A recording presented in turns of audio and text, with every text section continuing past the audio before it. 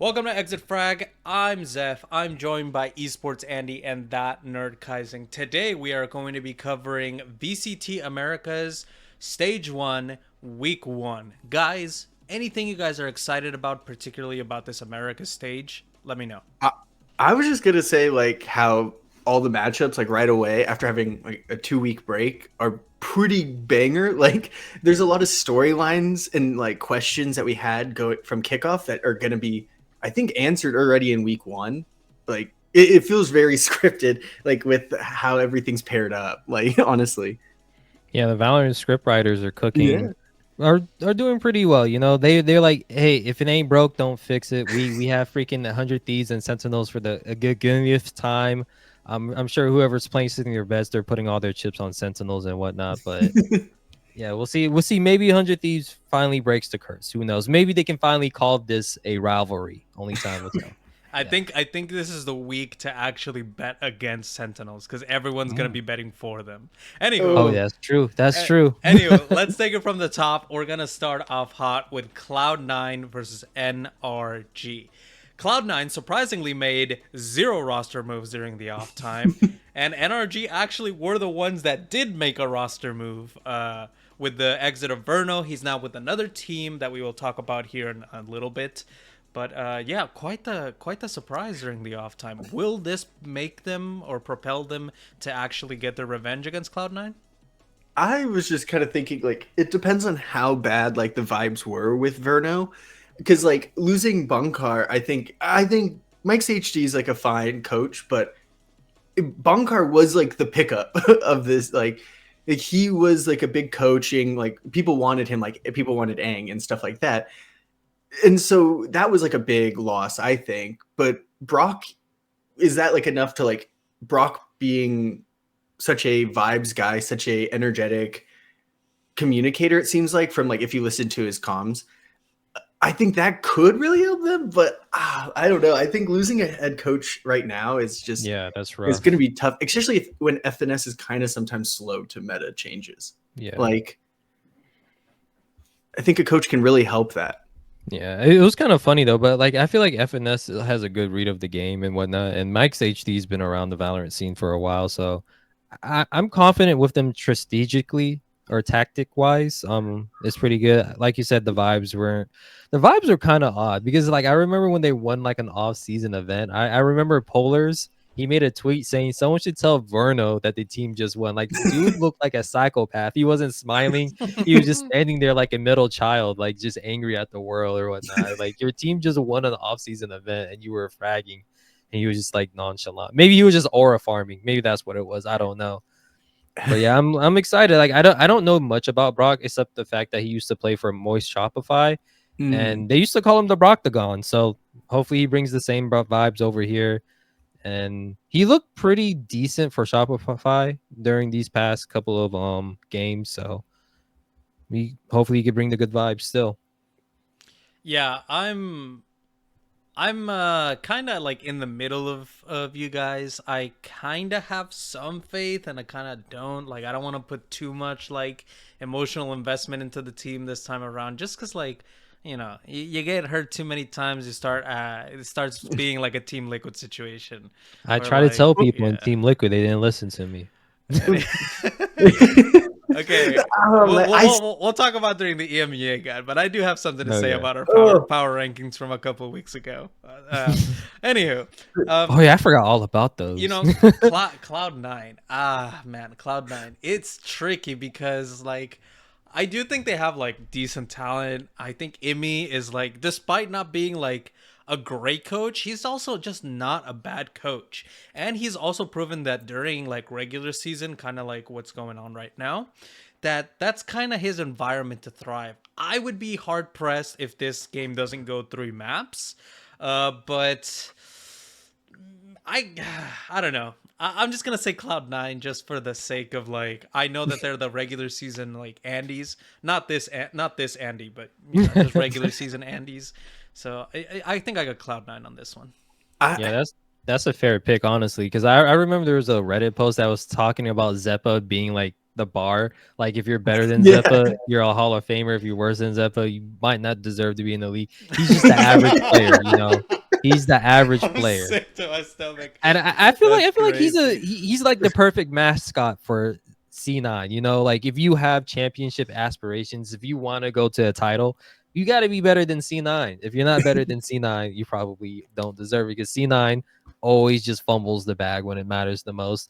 They, like you said, that's when C9 is really the scariest, is during the regular seasons, which is why this match is going to be very exciting to watch. And you already know NRG is always slow to start, so I wouldn't be surprised if C9 does pull this out.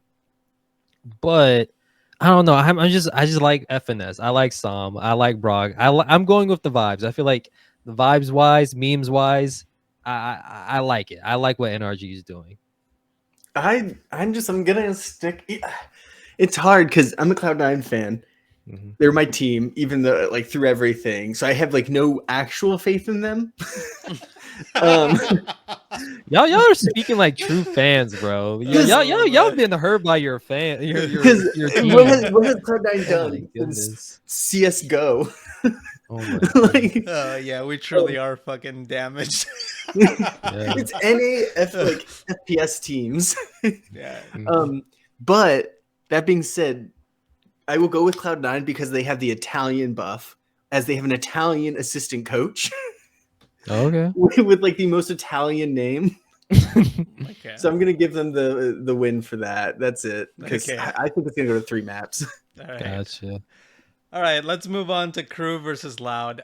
This game's a sneaky game. Like, if you're one of those like Valorant heads and you just love good Valorant, I feel like you're in for a good day on that Friday. Yeah. Because, you know, Crew, you know, they don't have a lot of fans, and the new Loud also. I mean, they have the Brazilian fans, but they don't really have that aura of that 22, 23 team anymore. But I do think that they're incredibly solid, and I think these two teams are going to give us a banger if Loud doesn't play like they did last time, which was kind of like a wet blanket, you know?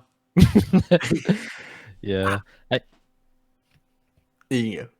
Okay, yeah. So yeah, this game it looks like a lot of fun. Like I'm hyped. Like I even though Loud doesn't seem like a superpower, but they're a sneaky dark horse. Like both these teams are sneaky dark horses. You know, I've heard like rumors or the grapevines, the streets have been saying that Crew has been cooking this offseason. We might see Keznit on Yoru, which is crazy. No, I'm really interesting how that's going to work out because like with Yoru, you got to learn lineups, you know. And I wonder if like that extra thinking is going to benefit Keznit or is going to slow him down, because Keznit is just like, oh, I see head, I click sometimes when I see him, because he's like, oh, it's a 1v3. I should play with my teammates, but I do love clicking heads. I just got to click some heads. So I wonder if that's going to like change him, because we saw with Jogamo. Jogamo is like a very fantastic player. He's balls to the wall. He's just always bouncing from place to place. But when he's playing Yoru, he kind of slows down, you know? So I'm kind of interested in how that goes. But hey, I'm a Loud Glazer. You know, I like Loud. I like the fact that Tui's, Kawizine are stepping up. DDZine is back. He's finally getting his due respects after his kickoff's performance. So I have Loud. I have Loud for this game. While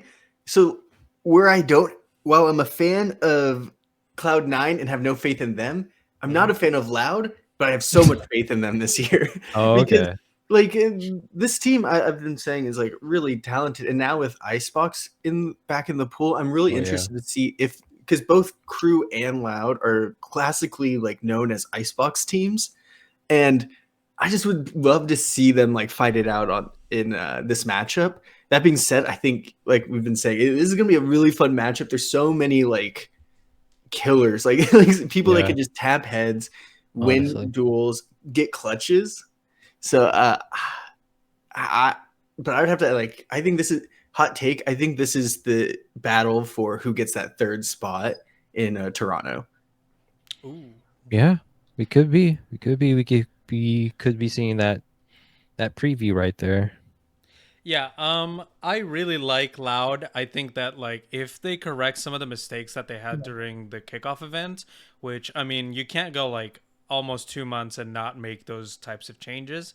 Like just help DGZine like understand like when he just needs to drop the op, because there was so many times on the retakes, and I keep saying this, but like he would just hold on to that thing like way too long. They would base the entire game plan around that, and then it just resulted in like bad retakes. Like you don't got your main guy creating space on the retakes like that. That's really bad. So if DGZ plays with the mindset of that, he's going to play back. He's going to allow Crew to take space. If he's going to allow Keznit to kind of be like the dominating force on the team, yeah, I think it's going to go bad for them. But if DGZ can match the energy of Keznit, I do think that at the end of the day, that this Loud team is better than Crew.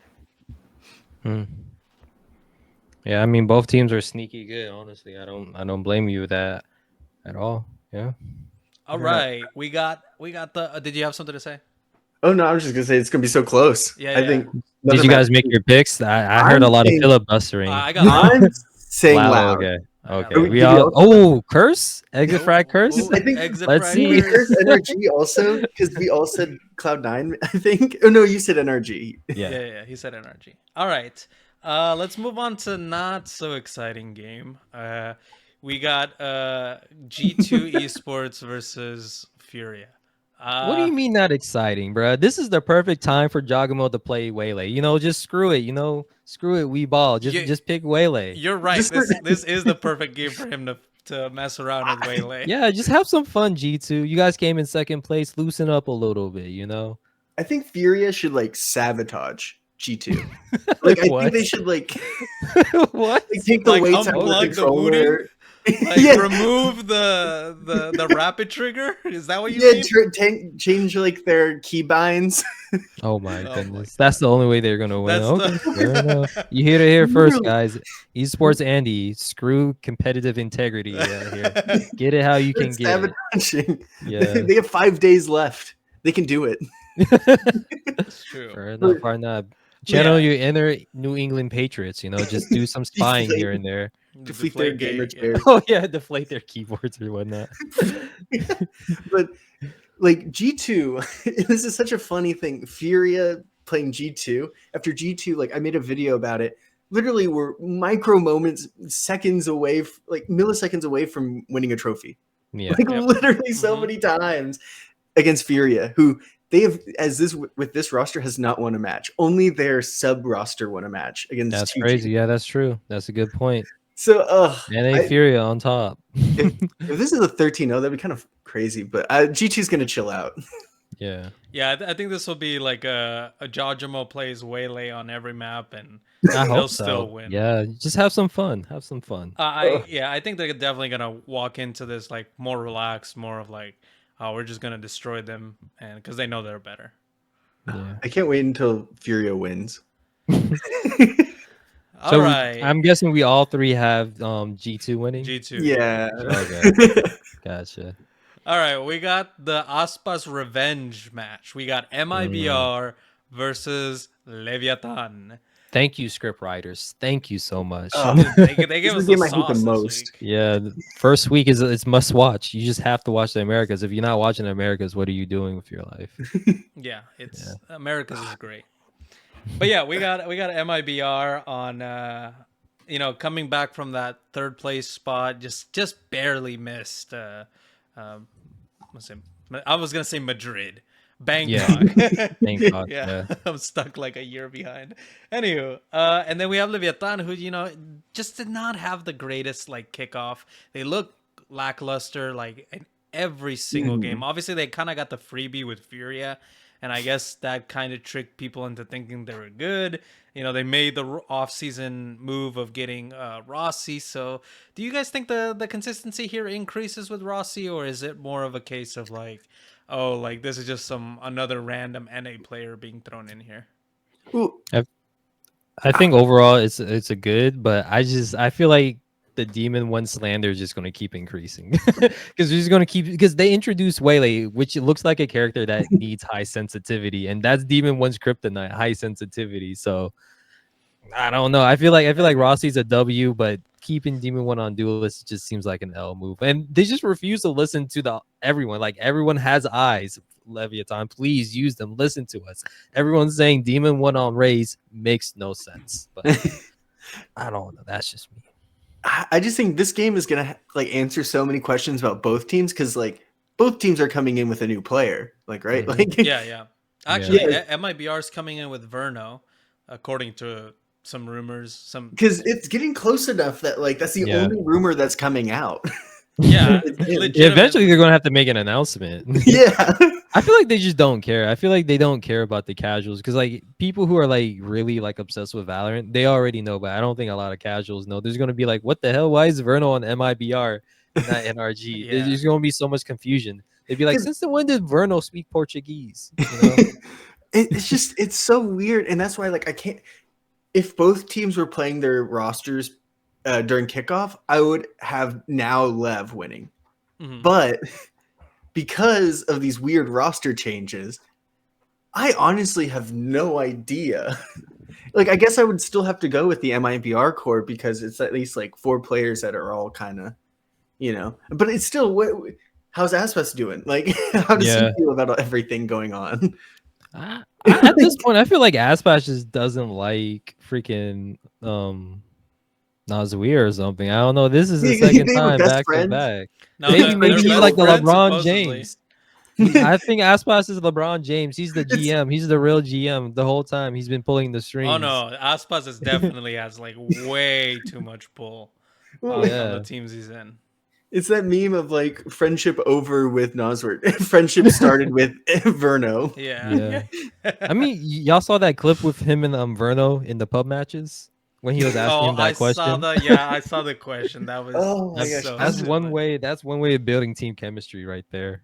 You know, these calm videos from MIB are about to be immaculate. You know, It's They're gonna about so to be the most confusing. broken English I've ever heard in my oh, life. that's so true. True. I don't know. Yeah, I'd still go with MIBR though, like with this, because Lev is just too chaotic, and then adding Rossi's not going to do anything. Yeah, Like, I'm going with to be MIBR. fair, yeah, I don't know. I guess to be criterion or whatever. I don't even know how to say the name. I like, I can't say it. Okay, it's okay. It's I okay. like I like Leviatán just because I think they've been working with Rossi longer because the news with Rossi joining Leviatán came out before ASPAS was dueling with Verno. So I like that, and I like Rossi. I think Rossi got a little chip on his back, right? You know, I think he's ready to prove people wrong, especially Cloud9. He wants to make sure Cloud9 regrets kicking him off the team. You know, it is kind of interesting though. Like the 2 players who got picked up are 2 players that had like quote unquote team problems, you know, that were like problem individuals. So I wonder how that's gonna work. But then again, like people say DD Jean was a problem individual, but sometimes when you're on a bad team, you're just on a bad team. You know, winning cures everything, and when you don't win, it's just those growing pains. Just really. Well, then again, I can't say anything because NRG were winning, so so winning doesn't cure. But you know that if MIBR starts winning, everyone's gonna say that Verno was aura forming this entire time. Like it's inevitable. If he's shit, like people are just gonna shit on him more, and if he's good, then people are gonna say he was aura forming the entire time. Like he's actually a Brazilian secret agent. He's taking down NA. He's the Brazilian artist. Right. Okay. Yeah, I wonder though. Like if NRG does horrible and MIBR does great, especially with Verno, like how do you think that affects FNS and like the whole NRG? Like are they just continuously just a cursed team, NRG?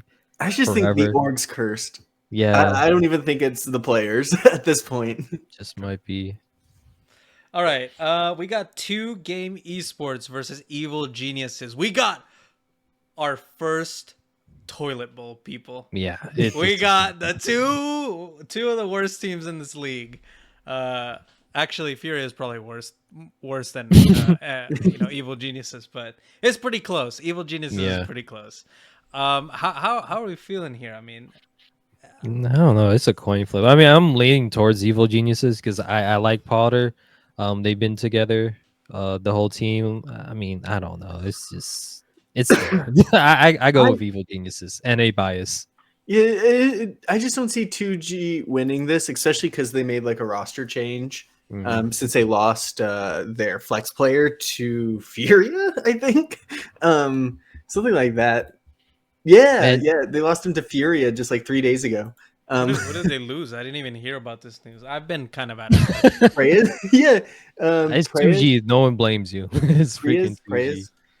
Praise. What the heck? It maybe Praise. just Prize? Yeah, Prize. Prize. Yeah. Yeah, so he's not on the team anymore because he. Well, And So, like- G2 has no worries about their Ascension slot being taken Yeah, they're away. just They like, have whatever. no worries, bro. So yeah, None. how do they win? How do they win against like just even? that's crazy. Who? Half of the Americas teams. Yeah. Evil Geniuses has this. This should be like a guarantee. Why does it say Spike is playing? It says Spike's playing, but I don't know. I don't- Is he I don't old think enough? He's old Did he have enough. a No, birthday? he turns 18 in 17? like mid-year, June, July, or something like that. Maybe they just like changed it. They like erased it. Like, oh, we found a new birth certificate. Hey, shit, I'd be forging that shit too if my team played Yeah. like the previous play. Because Spike was Holy. good. He was so crazy. He on was the only Neon. reason they beat Ah. M80. Yeah. Anywho, yeah, I Wait, okay. doesn't Loud have another like young star that they signed that's like turning 18 soon? I don't even think Loud should even change No, anything. Loud should not Yeah. make roster moves. Loud is fine. Yeah, I think it was like Luxo or something like that they had. I know they have someone could be wrong. signed. I know they have Yeah, someone signed. it was a young talent. Yeah. Okay. Anything about Evil Geniuses? I think I've said quite a bit about like what I think about this team. I think it should be more built around the chemistry that I don't know where it came from, but Icy and Ye seem to have good chemistry, and I don't know. I'm kind of iffy about the rest of the roster. I just think it's 5 good dudes. like, it's just 5 good guys. Like And you know, it's nice. Potter's towering over all of them. Yeah. Her children. Yeah. I want them to do good, but there's just so many questions about EA, and then the firepower. Like you know, Derek has to be like 2022 like self to like actually make a run. I don't know. At this like, point, just put Derek on duelist. Screw it. What do you have to lose? Just put yeah, him on but then duelist. Icy would Put be him in on like duelist. the craziest role ever. No, Yeah. I do not need to see Icy on anything but Duelist. I think I he don't was know, he cooking. I might think he be- was cooking on the op. No, okay. Anyway, double off with Ye on chamber. they Yeah, already do let's that. do it. It's Yeah, I not know. good. It's not good. Go both Pearl only. Okay. Anyway, yeah, I think there is like just way too many question marks with Evil Yeah. Geniuses, but I think even Evil Geniuses at its worst should not be losing to 2. If they lose to 2-game esports, something needs to change. Like someone needs to get fired. That's all I'm saying. If that happens, I'm making a downfall of Ye video. Oh my God. The views are gonna skyrocket. Do it. Oh my God. Do It's gonna be That another should not 100K view for Andy. Yeah. Anywho, let's get to the main event of the Americas. We got Sentinels versus 100 Thieves. The classic of Now- Americas. I don't want to call it Yes. classic. There's no need to say it in Spanish. The Clout Bowl. The Cloud Bowl. I like that one Yeah. more, actually. That is true. Didn't The 100 Clout Thieves like Bowl. do pretty good in Marvel Rivals? Like, didn't they beat Sentinels? Shit, I don't know. You don't know? I think I they don't did. know, but if you I guys think they went do- like 3-0 in their little like Rivals thing. Marvel Rivals, by the way, horrible esports to watch, man. I just can't do it, bro. I was watching it. Overwatch. I saw you cooking. Yeah, them it's on better than Twitter. Overwatch. Yeah, I was in freaking Shroud's Twitch chat, and I was just like, Shroud, you're faking it. Just come back, bro. Come back to Valorant. We know. I could see it in his eyes. He was just trying to make things up. He did not know what was going on in those matches. I was like, bro, just come back to Americas. We'll welcome you with open arms and whatnot. Yeah. But bringing it back to Valorant, Sentinels kind of like did not do all that great at Bangkok. They went 0-2 barbecue, and yeah, I mean, I still think that they're one of the top teams in Americas. Like, just because you kind of bombed out of a tournament doesn't mean like you're automatically bad. Like, it was the top 8 teams in the world. Like, someone had to be eliminated. And then as far as 100 Thieves, I think we've said it ad nauseum when we talk about this team, but it's just, I mean, Nadeshot has no fucking clue what he's talking about when he's talking about this team. Like the guy does not understand that there is nobody in this free market that you can replace the players you currently have. Like Yeah. Asuna and Cryo, like who is better than them that you can sign right now? If you could name me like 2 people, like okay, but you couldn't even name me one. Maybe Victor. Maybe Victor. Nah. I would not bring Victor in. Yeah. into this team. No. Yeah, I can't think of anyone. Yeah. But yeah, it's a tough free agency. You're going to, you at worst are one of the top 5 teams in this league. You change the roster for some unknown people, you could possibly even drop down to like third to worst team, because it's just so competitive here. It's hard to maintain a top 5 status quo. I would not be sweating it. 100 Thieves is going to perform. I don't know if they'll win this match. I mean, I think if they catch Sentinels tilting like they have kind of been in their other matches, I think they could squeeze out the win, but it also is going to take a lot of effort. This is going to be a good match. It's going to go 3 maps. Fuck it. We ball. I'm going to give it to 100 Thieves. 100 Thieves. I mean, that's not a bad pick. Yeah, I mean, Zix and Boostio, like they're a dynamic duo when it comes to like strategizing and whatnot. So I could definitely see that. But yeah, I feel like this match can be pretty close. Like regardless, even though like Sentinels always beat 100 Thieves, the matches are great. Like they always go the distance. It's still going to be like it's going to be a 3 map game for sure, because they always know how to give the crowd what they want, which is a competitive game. If both these teams are playing at their best, I think Sentinels are better. But the question is, do they have enough time? Did they have enough time for in those 2 weeks to close that gap? Whereas like 100 Thieves had like what, almost 2 months now, right?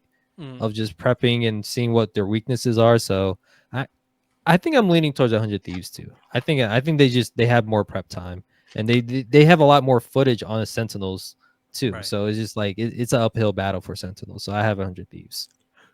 My only like concern with 100 Thieves really would be I don't think the meta is geared to what they're good at as much, especially with like Asuna and stuff. Because if Sentinels, and they've already shown that they're willing to experiment with Vice and like barrier util and everything. So will 100 Thieves adapt to a need of eeiu or not? And this team, I don't think is that good with like that. Like the team is just not built for that as much. They're built for more of like an exec heavy, quick attack. And so that's like the only thing I think, if Narrate can really fit into that spot that he needs to fit into the team as an initiator, I think Sentinels will take it. And I actually think that they could take it in 2 maps. And I think both maps will be close, but man, the hate against 100 Thieves is wild, man. I never thought. I think 100 Thieves is good. Not hate, but disrespect. I think the matchup is just poor for them. I think 100 Thieves could then beat better teams. Like I think they could beat like Loud and stuff like that. Okay. But I think the matchup is just it's always been a bad matchup. Okay, I guess that's fair. All right. Any other closing thoughts about Americas? Who's not playing? There's someone who's not playing. No? Is everyone playing? I think there's 12 teams. 12 now? Yeah, we're 12 now. Okay, so all of them are playing. Oh yeah, This is a good year. Of course, 6 matches. Never again. We're going back Thank to God, odd numbers. let's never go back to odd numbers, please, for the love of God. I'll see you next year. Right. No. We only get. Are we not doing that now? No. We only get one. They stopped doing they stopped at 16. Oh yeah, because they might cut down with the franchise teams. Okay, I remember. They said in 2024-7 they might expand the amount of like partner teams, and then they're gonna like they're going to reduce the number of partner teams, and they're going to increase the number of ascension teams. Yeah, they were gonna. It's a plan. It's not official, but it's just something that they're speculating about. Anywho, if you guys could keep 5 teams right now, which 5s would you keep? Which 5? Oh, that's or 6. Sentinels, 100 Thieves, Loud. Crew. See. Crew, yes. I don't know. I'm not the biggest Crew fan. And then you gotta keep them in. G2, easy G2. Okay, yeah. 3 NA, 2 LATAM / Brazil. It's pretty easy. Okay, gotcha. All right, and that's been our analysis of Week 1, Stage 1 of VCT Americas. Join us tomorrow when we talk about VCT EMEA.